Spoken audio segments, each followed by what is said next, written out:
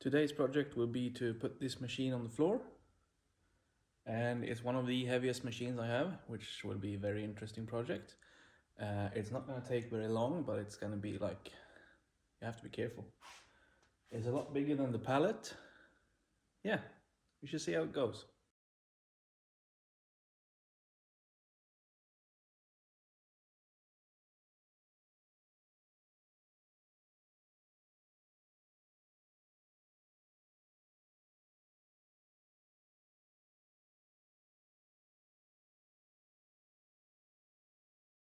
So there you are.